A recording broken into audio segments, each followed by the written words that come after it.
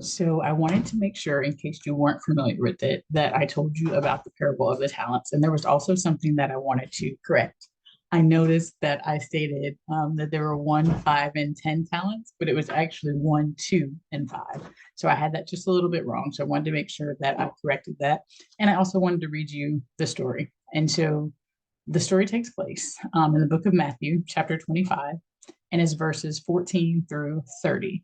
And I'm reading it from the English Standard Version. Um, Usually I do the James Version, but this one I like the way that I feel like it's understandable. So here we go. Matthew 25, verse 14.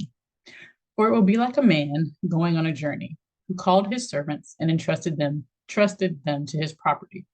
To one he gave 5 talents, to another 2, to another 1, to each according to his ability. Then he went away. He who had received the 5 talents went at once and traded with them, and he made 5 talents more. So also he who had the 2 talents made 2 talents more. But he who had received the 1 talent went and dug in the ground and hid his master's money. Now, after a long time, the master of those servants came and settled accounts with them.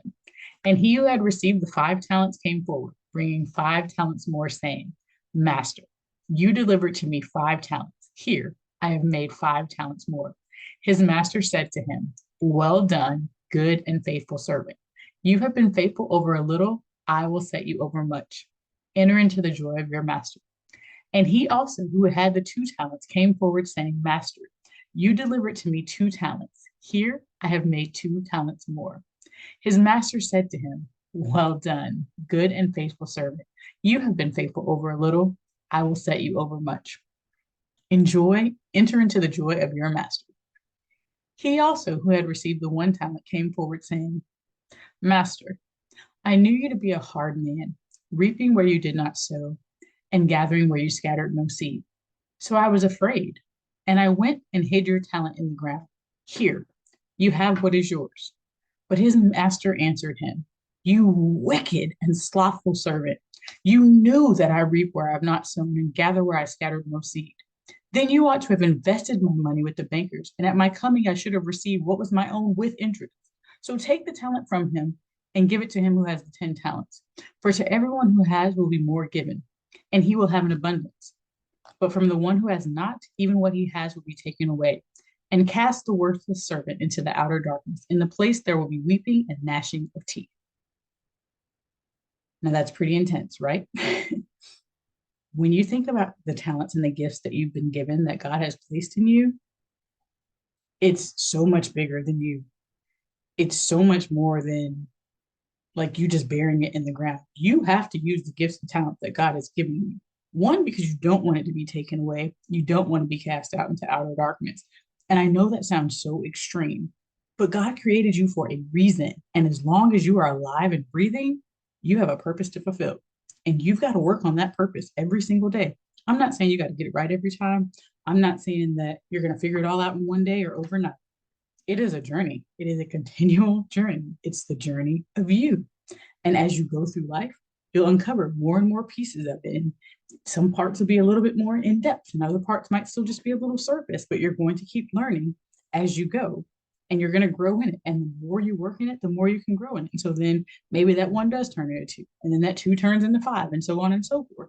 But you've got to actually start in order to be able to move forward. Don't just bury it in the ground or hide it away. There's something inside of you that others need. So dare to just be you. Don't let anything or anyone stop you from blooming or stop you from shining. I don't care who they are. It doesn't matter if it's your spouse, your parent, your child, your coworker, your boss. Nobody has the power to negate who God called you to be. So don't give them that power, including yourself. Stop standing in your own way. You've got to be able to do everything that God called you to do with the time that you've been given. So every day that He gives you the gift of today, you make the most of it and you fulfill your purpose. I don't care if it's just one thing at a time. You work on that. If for you, it is cooking a meal, maybe you're a chef, and every day you're making a meal for other people, do that with everything that is within you. Pour your love into it as you're mixing ingredients, coming up with recipes, and you're making a meal, even the way that you display it. Do it with all of your heart. Everything you do, do it as unto the Lord. And even if it only helps one person, that is all that matters, because what you're doing is multiplying. We're supposed to be fruitful and multiply. So you're using your gift to multiply, to spread and share God's love and grow his kingdom. That's all you have to do. So don't bury it in the ground or keep it, inside. Like you've got to let that out. You are made to do it. Let it out and be a blessing to other people.